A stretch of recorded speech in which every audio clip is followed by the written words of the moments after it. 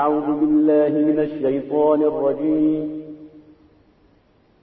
بسم الله الرحمن الرحيم السلام علیکم مولانا، میرا سوال یہ ہے کہ ہم لوگ جب کبھی ہسپتال یا دوسری جگہ پہ جاتے ہیں تو وہاں پہ یہ لوگ ہمیشہ یہی کہتے ہیں کہ یہ کھانا حلال ہے، یہ چیزیں جو تو وہ ہمارے پاس نہ تو وہ پیکٹ ہم دیکھ سکیں کہ وہ کس طرح ذبح ہوا یا کس طرح کی چیزیں ہیں۔ اس طرح کے معاملات میں جب ہم ایسی جگہوں پہ جاتے ہیں، مختلف ہسپتال ہو گئے، ریہبلیٹیرنگ ہوگی یا ایسی جگہ جب ہم چیزیں نہیں دیکھ سکتے، تو کیا ان کے کھانا جو انہوں نے بولا ہے حلال ہے اس پہ یقین کر سکتے ہیں یا نہیں؟ جی عام طور پر سوال یہ ہے کہ یہ گورے یہاں پر اکثر سچ بولتے ہیں یا اکثر جھوٹ بولتے ہیں، یہ سوال ہے، جواب دیجیے گا۔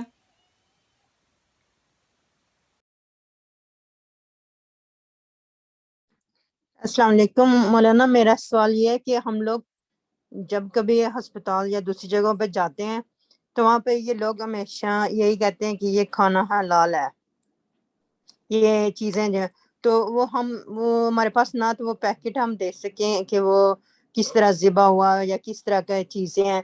اس طرح کے معاملات میں جب ہم ایسی جگہوں پہ جاتے ہیں، مختلف ہسپتال ہو گئے، ریہبلیٹیرنگ ہوگی یا ایسی جگہ جب ہم چیزیں نہیں دیکھ سکتے، تو کیا ان کے کھانا جو انہوں نے بولا ہے حلال ہے تو اس پہ یقین کر سکتے ہیں یا نہیں؟